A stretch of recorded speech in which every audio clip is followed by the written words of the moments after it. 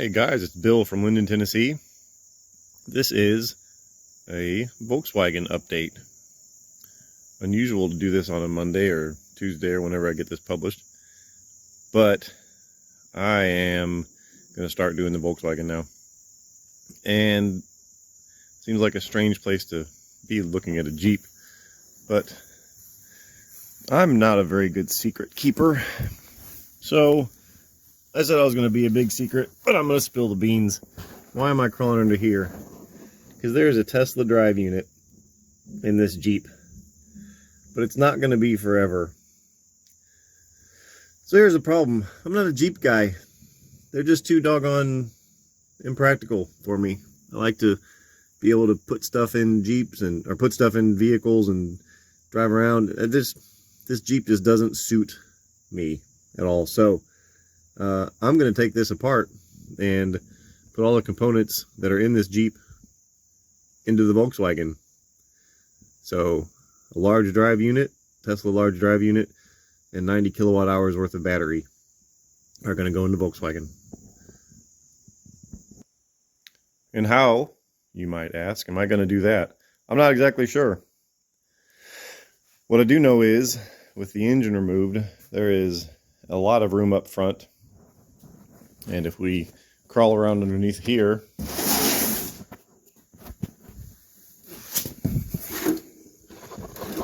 with the fuel tank removed, whoops, sorry about that. Are you still there? You still with me? Okay. With the fuel tank removed, there is a cavernous space here for batteries, and a cavernous space back there for a drive unit. Now, the situation here, this being a front-wheel drive and having a dead rear axle on leaf springs, I have to get independent rear suspension back here somehow, because that's what the Tesla had. Now, I could engineer an entire independent rear suspension system, but man, I don't know if that's in my pay grade. I don't even know if I want to attack it. I'm going to tell you right now, I don't want to tackle it. But what I can do is, there's a suspension system called a D-Dion, D-E-D-I-O-N. And what it is you have you'll have independent hubs. So your half shafts go down into these independent hubs. And the hubs between the two have this sort of same dead axle and it yeah, that's really it. If you need a better explanation than that, and that shouldn't be hard to find, just Google search D-Dion, D-E-D-I-O-N, and you'll see what I'm talking about. Most of the images you'll find are with coil springs. When you do a coil springs, you have to have a Watts link or a Panhard bar to control left and right movement. And then you also have to have either trailing or leading links. I don't know, some sort of arms that come from the thing and to control forward and backward movement. But with leaf springs, you don't need any of that stuff.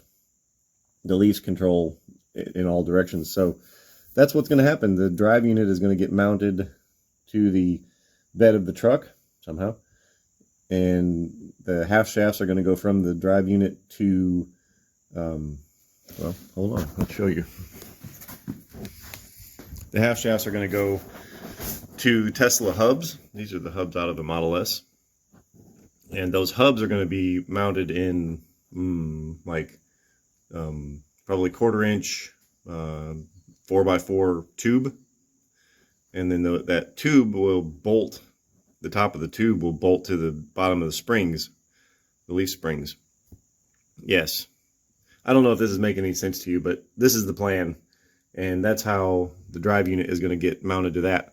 Now the problem is batteries. I've got 16 Tesla modules, and they're about, I don't know, let's call it 1 foot by 2 feet by 3 inches tall. Now, I've done some measurements. I used some little mock-ups that I have. These right here. So I just made those out of 2x4s. And so those are just mock-ups of dimensions of a module, and those modules, it looks like that I'll be able to fit quite easily 6 Tesla modules in here, and even have a little bit of room on top for a frunk if I decided to do something like that. And then I have 10 to do somewhere else there. And this right here, this box represents what 10 modules stacked on edge and in a row looks like. So this is 30 inches wide by 32 inches deep, and so it would go module, module, module, module, module, 10 of them wide. I think I might, yeah, this is 32 wide and 30 deep. I don't know what I just said, but it's the second part, 32 by 30. And then the 30 is actually longer than what a module is. And reason for that is that way you get here. So module is not quite that long, but you need to have a little bit of clearance in there for coolant hoses and wiring and whatever. So yeah. Now I went out and measured. I have a sort of a mock-up here of what the drive unit looks like. This is upside down, top and forward. So the distance, so here, since this is forward, so this is kind of where, this is going to be confusing as hell. I'm not even going to try and go there. Anywho, it's going to be really, really close. And basically what I'm going to have to do is use that mock-up to make some motor mounts. And I'm going to have to go ahead and make the DD-on suspension system. Yeah. This is going to be a big challenge. I'm looking forward to it. It's going to be fun. I know I can do it. I'm not worried about that. But the problem is if I can make clearance, because I measured from sort of the center line of the front motor mount to where the center line of the axles are going to be. Let's go underneath here for a minute. So where the center line of the axle is to the center line of where the drive unit is, it's about 7 inches or 8 inches.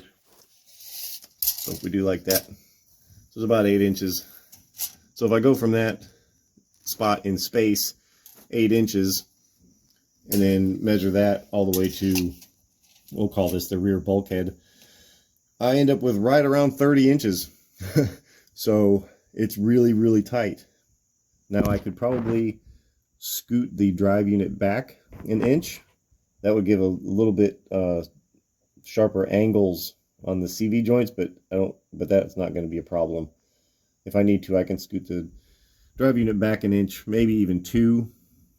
So I think it'll fit. The distance between the springs here to here is about 34 inches, and I need 32.